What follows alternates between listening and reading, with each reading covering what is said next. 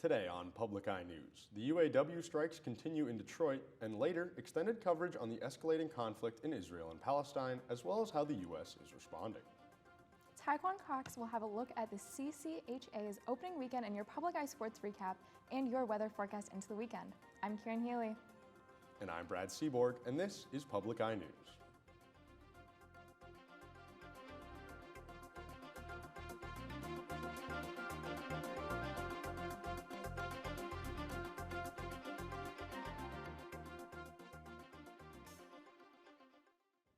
Union workers at Mack Trucks have rejected a contract proposal joining the workers from the big three auto manufacturers on strike. According to the union president Sean Fain, 73% of Mack Truck workers voted against the new contract. The week-long negotiations with the union resulted in a contract that featured a 19% pay raise, an increase in annual payments for retirees, and a $1,000 annual contribution to a 401k to help offset healthcare costs after retirement.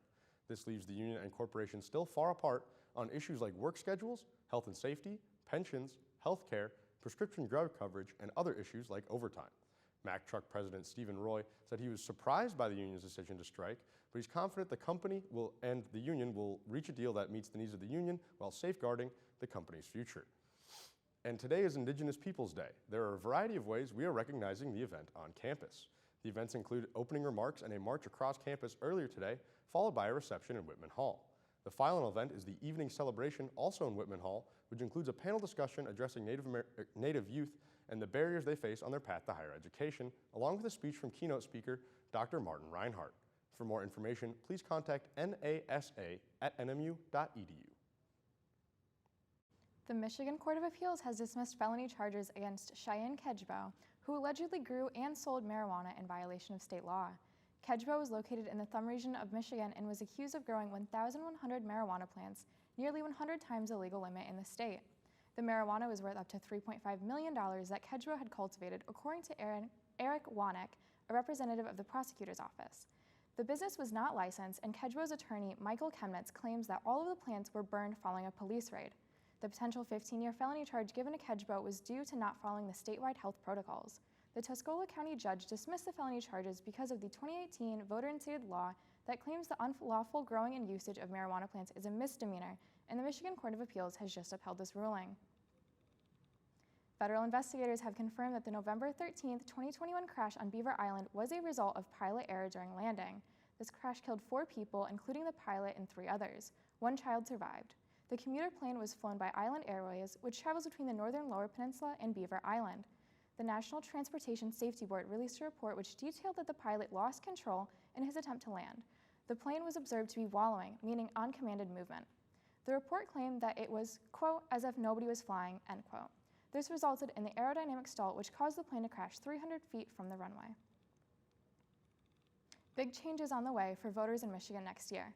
It's all part of a constitutional amendment passed by voters last November with the main focus on expanding early voting access.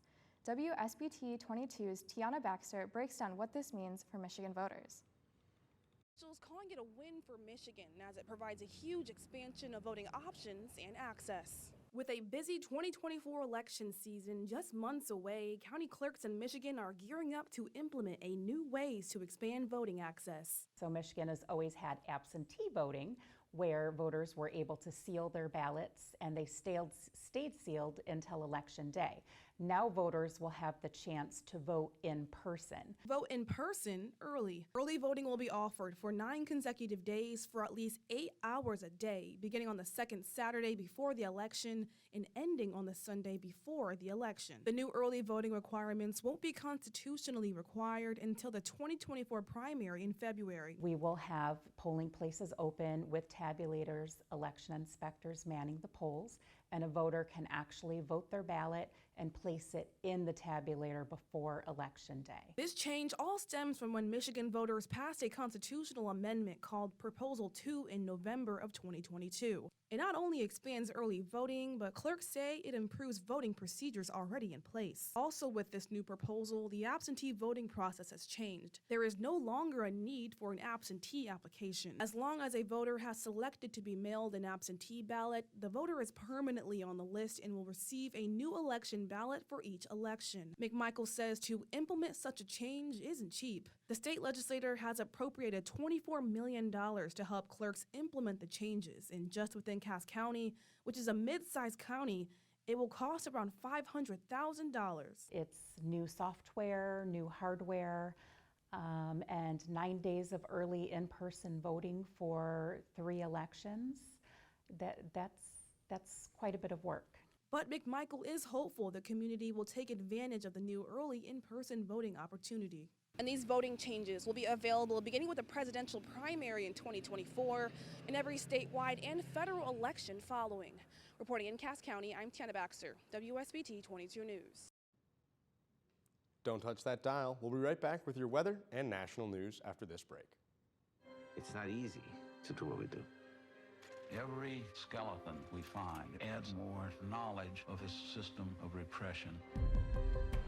Nos encontramos en presencia de otro terrorismo, el del Estado.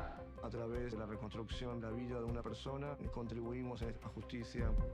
There's a lack of accountability. In some cases, there's cover-up. También tenemos que poner nuestro grano de arena para que esto salga a la luz. El Equipo, October 9th on PBS and the PBS app. Hello, everybody. Welcome back to Public Eye News. I'm Taekwon Cox, and this is your weather update. Starting off with our roof cam, you can see it's been a rainy day, still beautiful here on campus. And looking at the temperatures across the UP, it's cloudy all around. And in Holton, it's 39 degrees. In Ironwood, it's 44. In Iron Mountain, it's 44 degrees. In Menominee, it's 47. In Escanaba, it's 45. In Manistee, it's 45. In Sault Ste. Marie, it's 44 degrees and rainy. And in Marquette, it's 43 and rainy. Currently, looking at our temperatures right now, it's rainy with a temperature of 43 degrees, wind coming in at northwest at 7 miles per hour with a barometric pressure of 29.65 and steady. And looking into tonight, it will be rainy with a low of 41 with winds at northwest of 13 miles per hour. And looking into tomorrow, rain showers, it will be rainy, high of 48, low of 43 with winds at north 14 miles per hour. And looking ahead throughout the weeks, on Wednesday it will be rainy with a high of 51 and a low of 44. On Thursday it will be cloudy with a high of 52 and a low of 45. And on Friday it will be a high of 52, rainy, and a low of 46. That is it for the weather. Back to you with the national news. Thanks for that weather update, Taekwon. In Nobel Prize news, a Harvard professor whose research helped explain why women around the world work less and earn less has been awarded at the Nobel Economics Prize. Claudia Goldin just became one of 3 women to win the prize out of the past 93 award winners and the only woman to win the award individually. Part of her research found that women are now more educated than men, citing higher college graduation rates among females. Goldin found that parenthood was the single biggest factor in the decrease in women's work and pay due to the increased responsibility. Last year, the award was given to 3 people, Ben Bernanke, Douglas W. Diamond, and Philip Dybvig, who studied the 2007-2008 bank failures and America's aggressive response. And this weekend, conflicts in Israel and Palestine have escalated into what Prime Minister Benjamin Netanyahu has called a war, after the Palestine-based terror group Hamas launched a series of attacks across the Gaza border. This weekend, Hamas militants broke through multiple border checkpoints and launched numerous rocket strikes in a show of violence not seen in decades in the region. Hamas has claimed the responsibility for numerous massacres, the worst of which being at a music festival just outside the border, where at least 260 civilians have been killed. Israel has retaliated with numerous rocket and missile strikes into Gaza, although Hamas leaders have said they will begin killing hostages should the strikes continue. So far, at least 1,500 people have been killed in the fighting. CBS Capitol Hill correspondent Skylar Henry has the latest on the U.S.'s planned response as the fighting continues. Smoke rose above the Gaza City skyline Monday after repeated Israeli airstrikes, hitting more than 800 targets in Gaza so far. The numbers of dead and wounded continuing to climb. The vengeance follows Saturday's unprecedented surprise attack on Israel from the Hamas terror organization. Hamas broke through the barrier Israel uses to contain Palestinians inside Gaza and unleashed fury by land, sea, and air, before gunmen went on a rampage slaughtering hundreds of civilians and kidnapping more than 100 people. Former Israeli intelligence officer Gonen Ben-Itzhak tells CBS News Israel was caught off guard, and he expects Hamas will use hostages as leverage to negotiate. Hostages like Noah Argamani, hauled away screaming on the back of a motorbike. Her distraught father says he wants the government to get her back only by peaceful measures. Here on Capitol Hill, House lawmakers are in a holding pattern with that speaker vacancy. Any additional aid to Israel would require congressional approval, which could be complicated without a speaker. The United States stands with the state of Israel. The USS Gerald Ford carrier strike group is on the way to the region, and the Pentagon is working to move weapons to Tel Aviv as questions swirl about Iran's direct or indirect involvement.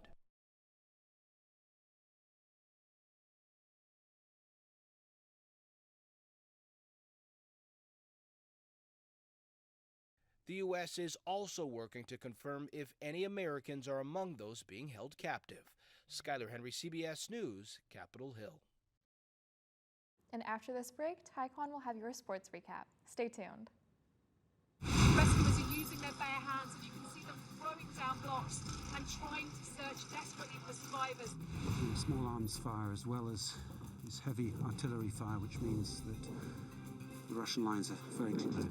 This is as close as we've been able to get today to the explosion. It happened inside the police compound just behind me. We break stories from more places than any other international news broadcaster. We are the leaders in global breaking news.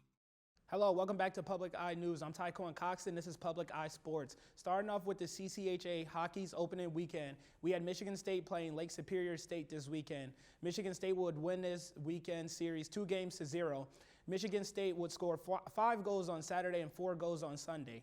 Ferris State played against Miami of Ohio and would split the 2-game series. Miami would win on Sunday, while Ferris won Saturday's matchup 5-4. Bowling Greens would beat Robert Morris 3-0 in their matchup on Saturday. University of Wisconsin would sweep Augustana. St. Thomas also swept the weekend over St. Cloud, including a 5-4 thriller on Saturday. And then last night in the NFL, we saw the 49ers match up against the Dallas Cowboys, and this one belonged to the 49ers. Complete dominance from quarterback Brock Purdy, as he will go on to throw 4 touchdown passes. 3 of his touchdown passes were their star tight end, George Kittle, who played a big role in the 42-10 win for the 49ers. The Cincinnati Bengals matched up against the Arizona Cardinals, and Joe Burrow, quarterback for the Bengals, finished with 3 touchdown passes and 317 yards. All 3 of his touchdown passes will go to his former college teammate, Jamar Chase, who had a career night ending with 192 receiving yards. Final score of the game was 34-20.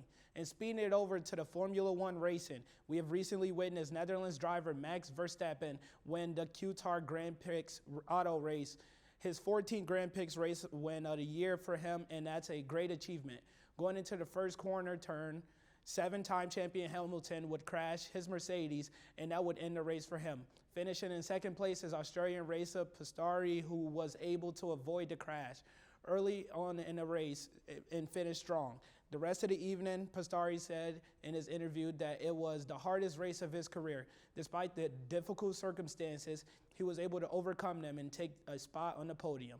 And that will be it for sports. Back to you at the newsstand. All right, thank you, Taekwon. So, how are you feeling about Fat Bear Week? I've heard it's the final Fat 4. I know we've been covering it a bit this week. Yeah, we've had a lot of coverage of it. My favorite bear, 32 Chunk, is still in there. You should go vote for him.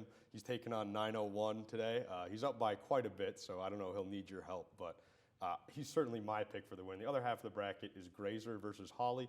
But that's all the time we have for you today on Public Eye News. I'm Brad Seaborg. I'm Kieran Healy. And we'll see you tomorrow.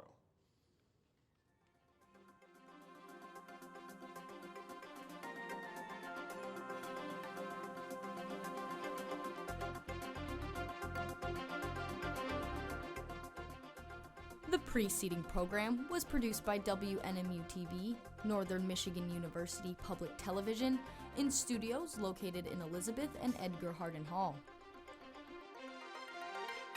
Thanks for watching Public Eye News. You can subscribe to our YouTube, tune into WNMU Channel 13 every weekday at 4, or follow our Instagram at NMU Penn to never miss a story.